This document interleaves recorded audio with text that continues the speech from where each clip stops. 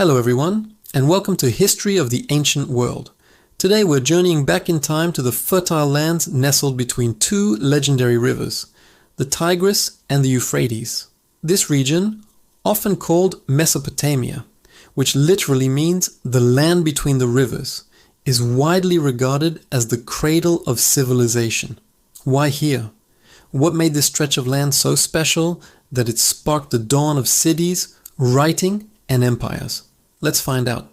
Our story begins around 10,000 years ago, as nomadic hunter-gatherers started to settle down. They discovered that the soil in this region was incredibly fertile, but there was a catch. The Tigris and Euphrates, while life-giving, were also unpredictable. They could flood violently and chaotically, destroying everything in their path. Or, in other years, they might not flood enough, leaving the land parched and dry. The early inhabitants of this land faced a monumental challenge: how to tame these wild rivers. This challenge became the driving force for innovation. To control the floods and secure a stable water supply, people began to work together on a massive scale. They dug intricate networks of irrigation canals to divert river water to their fields. They built dikes and levees to hold back the floodwaters. These were some of the earliest large-scale engineering projects in human history. This required cooperation, planning, and organization on a level never seen before. It was this collective effort that laid the groundwork for the first cities. And what cities they were! Around 4000 BCE, the Sumerians emerged in southern Mesopotamia and built cities like Uruk, Ur, and Eridu. These weren't just overgrown villages, they were bustling urban centers with populations in the tens of thousands. At the heart of each city stood a massive temple complex called a ziggurat, a stepped pyramid dedicated to the city's patron god or goddess. The Sumerians believed that the gods controlled the rivers and the harvest, so keeping them happy was the most important job of all. Priests became powerful figures, managing the city's resources and organizing labor. Life in these cities was a whirlwind of new ideas.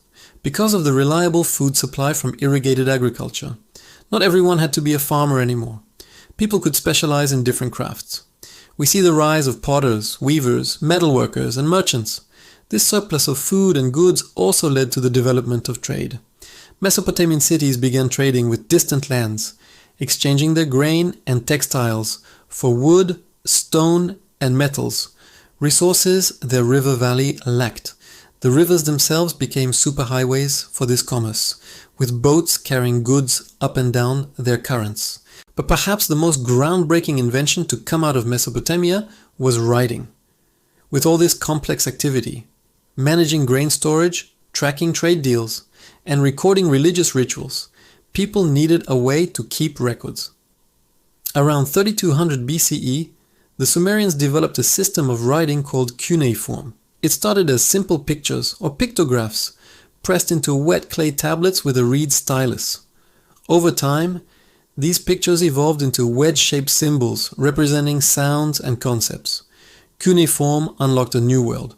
For the first time, humans could record their laws, their history, their myths, and their knowledge for future generations. The Epic of Gilgamesh, one of the world's first great works of literature, was written in cuneiform, telling a story of kings, gods, and the search for immortality. The political landscape of Mesopotamia was as dynamic as its rivers. The early city-states were often at war with each other, competing for land, water, and resources. This constant conflict eventually led to the rise of the first empires. Around 2334 BCE, a man named Sargon of Akkad conquered the Sumerian city-states and united them under his rule, creating the world's first true empire. Sargon's Akkadian Empire set a new precedent for how to govern a large multicultural territory. Following the Akkadians, other powerful empires rose and fell in Mesopotamia, each leaving its mark. The Babylonians, for instance, are famous for their king, Hammurabi, who created one of the earliest and most complete written legal codes.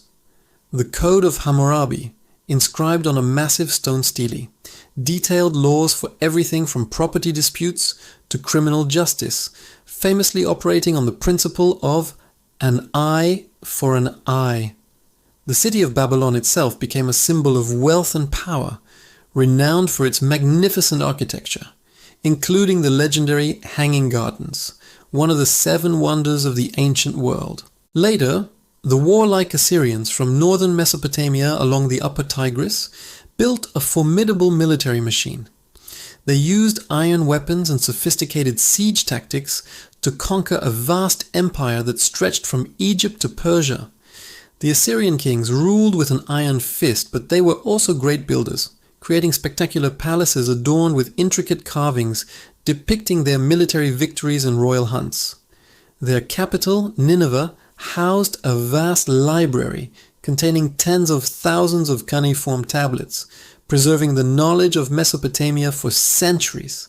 Throughout this long and storied history, the Tigris and Euphrates remained the central characters. They dictated where cities were built, how people lived, and what they believed.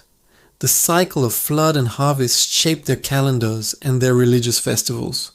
Their gods were often associated with natural forces, like Enki, the god of water, and Enlil, the god of the wind and storms. The rivers were both a blessing and a curse, a source of abundance and a threat of destruction. This duality is a key theme in Mesopotamian culture and mythology.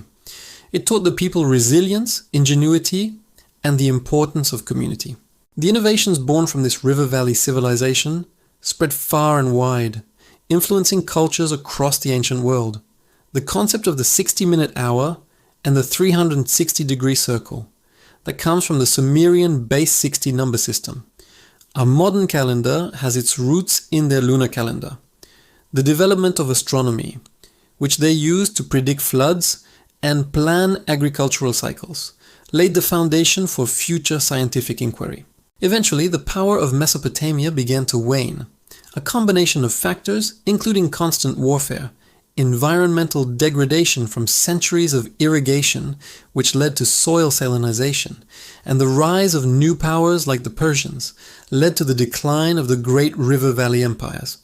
In 539 BCE, the Persian king Cyrus the Great conquered Babylon, bringing an end to native Mesopotamian rule and incorporating the region into his own vast empire. But the legacy of the Tigris and Euphrates endures. The stories, laws, and knowledge first written down on clay tablets thousands of years ago have shaped the course of human history in ways we still feel today. The land between the rivers was a crucible where humanity was tested and transformed. It's where we learned to build, to write, to govern, and to dream on a grand scale. The echoes of Uruk, Babylon, and Nineveh can still be heard in our own modern world. A timeless reminder of the power of 2 remarkable rivers and the incredible civilization they nurtured. Thank you so much for joining us on this journey back to ancient Mesopotamia. If you enjoyed this video, please give it a thumbs up and consider subscribing to History of the Ancient World for more deep dives into our shared past. We'll see you in the next one.